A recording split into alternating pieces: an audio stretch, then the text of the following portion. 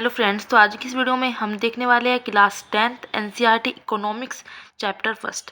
आज से हमने 10th क्लास की इकोनॉमिक्स स्टार्ट कर दी है। ठीक है, जो हमारी जिसका चैप्टर फर्स्ट है विकास मतलब डेवलपमेंट। ओके, तो चलिए स्टार्ट करते हैं चैप्टर को। विकास क्या है, सबसे पहले हम चैप्टर का नाम ही देखते हैं। ठीक है, कि डेवलपमेंट होता क्या है। तो विकास का अगर हम शाब्दिक अर्थ देखें तो उसका अर्थ होता है प्रगति। जैसे हम कहते हैं ना, किसी का विकास हो रहा है, डेवलपमेंट मतलब प्रगति कर रहा है वो इंसान। तो किसी भी वस्तु को हम कह सकते हैं बढ़ना, या पहले से जो विकसित होना, मतलब कोई वस्तु पहले कैसी थी उसका विकसित होना। जैसे आप बात कर सकते हो पहले जो टेलीफोन कैसे होते थे, ठीक है ना, और अब का जो हमारा स्मार्टफोन आ गया है तो पहले से विकसित हो गया है। तो उसको ही हम कहते हैं विकास मतलब डेवलपमेंट, किसी चीज़ का बढ़ना, पहले से विकसित होना या प्रगति, हम साधारण शब्दों में कहें तो। अब विभिन्न व्यक्तियों का क्या होता है, लक्ष्य कुछ अलग अलग होता है। आपके एनसीईआरटी का आपको रीड करनी है ना, तब आपको पता चलेगा इसमें व्यक्तियों का अलग अलग लक्ष्य बताया गया है। जैसे अगर हम बात करते हैं एक भूमिहीन, मतलब जिसके पास भूमि नहीं है, एक गांव में मजदूर है, ग्रामीण मजदूर, उसके पास भूमि नहीं है, तो वो क्या सोचेगा डेवलपमेंट के बारे में। वो अगर अपना विकास करना चाहता है तो सबसे पहले वो क्या सोचेगा कि उसे बेहतर मजदूरी मिल जाए, और उसके जो उसका घर परिवार है उसको उच्चतम शिक्षा मिल जाए, उसे खाने को 2 टाइम की रोटी मिल जाए, और वो सोचेगा कि मेरे साथ सामाजिक भेदभाव भी ना हो। ठीक है, वो सबसे पहले ये सोचेगा अपने विकास के बारे में। लेकिन जो एक समृद्ध किसान है, मतलब जिसके पास भूमि भी है, सब कुछ है, तो वो क्या सोचेगा, उसका डेवलपमेंट अलग तरीके का होगा अपनी सोच में। अब वो सोचेगा कि मुझे ज़्यादा समर्थन मूल्य मिले, मतलब मुझे अपनी उपज का ज़्यादा लाभ मिले, उच्च पारिवारिक आय सुनिश्चित हो, कि मैं जितना कमाता हूँ उसमें से मैं कुछ अपनी भविष्य के लिए भी कुछ सुनिश्चित कर सकूँ। तो हर का जो है, हर व्यक्ति का जो विकास है वो अपनी सोच के हिसाब से अलग अलग होता है। ठीक है, तो ये लिखा है विभिन्न व्यक्तियों का लक्ष्य अलग अलग होता है।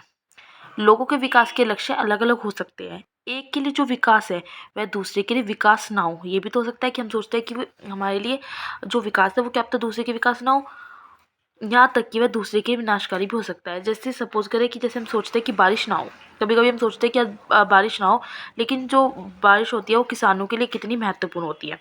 तो हमारे लिए विकास का कारण नहीं है, लेकिन ग्रामीण क्षेत्र में किसान के लिए कहें तो विकास का कारण है। तो हो सकता है कि एक के लिए जो विकास है वह दूसरे के विकास ना हो। अब लोग चाहते हैं कि नियमित काम मिले, उन्हें बेहतर मजदूरी मिले, अच्छी कीमत, अपनी उपज के लिए उन्हें अच्छी कीमत मिले। लोग मतलब ज़्यादा आय चाहते हैं, ज़्यादा पैसा कमाना चाहते हैं। अब लोग चाहते हैं कि आय के अलावा भी अन्य महत्वपूर्ण लक्ष्य है। एक तो होता है कि बराबरी का व्यवहार हो उनके साथ, किसी को छोटा या बड़ा ना समझे। वो चाहते हैं सुरक्षा, स्वतंत्रता चाहते हैं, दूसरों से आदर मिलने की इच्छा। तो आय के अलावा भी उनके महत्वपूर्ण लक्ष्य ये होते हैं विकास में। ठीक है, अब बात करते हैं हम राष्ट्रीय विकास की। राष्ट्रीय विकास बात करें तो यह क्या है, एक व्यापक शब्द है जिसमें जीवन स्तर में सुधार शामिल है। लोगों के प्रति व्यक्ति आय में वृद्धि, लोगों की प्रति व्यक्ति आय में वृद्धि, कि व्यक्ति की जो भी जितने भी व्यक्ति हैं उनकी आय कितनी है। देश के नागरिकों को शिक्षा, चिकित्सा देखभाल, मतलब उन्हें चिकित्सा मिले, सामाजिक सेवा मिले आदि सुविधाएं प्रदान करना, वो कहते हैं कि हाँ तब राष्ट्र का विकास हो रहा है। राष्ट्र का विकास का मतलब है कि उनकी आय में वृद्धि हो, देश के नागरिक, सब नागरिकों को शिक्षा मिले, चिकित्सा देखभाल हो, सामाजिक सेवा मिले, तो हम कहेंगे हाँ तब हमारे राष्ट्र का विकास हो रहा है। देशों के बीच तुलना करने के लिए कुल आय उपयुक्त माप नहीं है। देखिए, पहले सबसे पहले ये देखते हैं, अगर हमें किसी देश की तुलना करनी है, हमें देखना है जापान और भारत, इन दोनों में सबसे विकसित देश कौन सा है। तो देशों की तुलना करने के लिए उनकी आय, मतलब जो उनकी राष्ट्रीय आय है, सबसे महत्वपूर्ण विशेषता है। अब जिन देशों की आय अधिक है, जाहिर सी बात है उन्हें विकसित समझा जाता है। लेकिन देशों की तुलना करने के लिए कुल आय निकालना उपयुक्त माप नहीं है, क्योंकि देशों हो सकता है दो हमारे पास देश है, उनमें से एक की आय अधिक है, हो सकता है वहाँ पे जनसंख्या कम है इसलिए आय अधिक है, और हमारे भारत में क्या है, जनसंख्या ज़्यादा है तो जाहिर सी बात है आय भी कम होगी। तो इसलिए आय कह सकते हैं हम उपयुक्त माप नहीं है, क्योंकि देशों की जो जनसंख्या है वो अलग अलग होती है। कुल आय की तुलना करने से हमें यह ज्ञात नहीं होता कि औसत व्यक्ति क्या कमा सकता है। एक देश के लोग दूसरे देश से बेहतर है, इसके लिए हम क्या निकालेंगे, इसके लिए हम निकालते हैं औसत आय। अब औसत आय क्या होती है कि देश की कुल आय को जितनी कुल जनसंख्या है हमारे देश में उससे भाग दे दो तो निकल जाती है हमारी औसत आय, और औसत आय को प्रति व्यक्ति आय भी कहा जाता है। तो प्रति व्यक्ति आय निकालने के लिए क्या करना पड़ेगा, देश की कुल आय बटे देश में हमारी जितनी जनसंख्या है उसको डिवाइड कर देते हैं।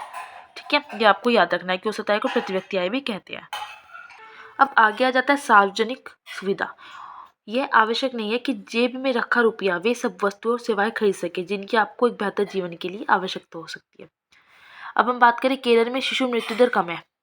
ठीक है, क्यों कम है, क्योंकि यहाँ स्वास्थ्य शिक्षा की मौलिक सुविधा पर्याप्त मात्रा में उपलब्ध है। क्योंकि यहाँ पे क्या है, स्वास्थ्य शिक्षा की मौलिक सुविधा पर्याप्त मात्रा में उपलब्ध है, क्योंकि यहाँ पे क्या है, स्वास्थ्य और शिक्षा की सुविधा मिली है, तो जाहिर सी बात है जब लोग पढ़े लिखे हो गए तो वे समझ सकते हैं उन्हें क्या करना है, इसलिए केरल में शिशु मृत्यु दर कम है। अब बात करते हैं बीएमआई। बीएमआई आपके एनसीईआरटी में दे रखा है, मतलब बॉडी मास इंडेक्स। अब बीएमआई ये बताता है कि आपके शरीर का वजन आपकी हाइट यानी लंबाई के अनुसार ठीक है या नहीं। शरीर की लंबाई व अनुपात का वजन हम कह सकते हैं सरल शब्दों में कि शरीर की लंबाई और वजन का अनुपात। एक सामान्य शरीर की कम बीएमआई बॉडी मास इंडेक्स देखे तो 22.1 से ज़्यादा नहीं होनी चाहिए। बीएमआई कैसे निकालते हैं, किलोग्राम में वजन बटे ऊंचाई का स्क्वायर मीटर में। अब एचडीआई क्या होता है, ह्यूमन डेवलपमेंट इंडेक्स, मतलब मानव विकास सूचकांक। जो ह्यूमन डेवलपमेंट इंडेक्स है, इसकी अवधारणा का विकास पाकिस्तानी अर्थशास्त्री महबूब उल हक द्वारा किया गया था। फर्स्ट ह्यूमन डेवलपमेंट इंडेक्स कब हुआ था, 1990 में, 1990 में। इसको प्रतिवर्ष संयुक्त राष्ट्र विकास कार्यक्रम द्वारा जारी किया जाता है, मतलब यूएनडीपी के द्वारा। इंडेक्स जो है इसके 3 प्रमुख संकेतकों पर ही आधारित है। पहले जीवन प्रत्याशा, आय सूचकांक जिसको हम प्रति व्यक्ति आय भी कहते हैं, और शिक्षा सूचकांक पर। मानव विकास सूचकांक संयुक्त राष्ट्र के यूएनडीपी द्वारा प्रतिवर्ष जारी एक रिपोर्ट है। विकास की धारणा से क्या समझते हैं, तो विकास की धारणा क्या है, तुलनात्मक स्तर पर ज्ञान का नया क्षेत्र जिसमें वैज्ञानिक, अर्थशास्त्री, दार्शनिक, अन्य सामाजिक वैज्ञानिक मिलजुल कर काम कर रहे हैं। तो प्राकृतिक संसाधन जैसे उनका असंतुलित प्रयोग हो रहा है, लगातार उनका प्रयोग कर रहे हैं क्योंकि हमें लगता है कि संसाधन प्रकृति द्वारा दिया गया उपहार है, भविष्य की आने वाली पीढ़ियों को उसकी ज़रूरत नहीं है। लेकिन क्या है, ये गलत है। क्यों? क्योंकि बहुत से प्राकृतिक संसाधन असीमित नहीं है, वो खत्म हो जाते हैं, जैसे कोयला और पेट्रोलियम। हमें संसाधनों का सीमित प्रयोग करना होगा, वर्तमान के समय और भविष्य के लिए से बचाकर रखना होगा। तो यही हमारी विकास की धारणा है। ठीक है, चैप्टर हो जाता है कंप्लीट। मैं स्टार्टिंग से दिखा रही हूँ, वीडियो को पॉज करके आपको नोट्स बना लेने हैं।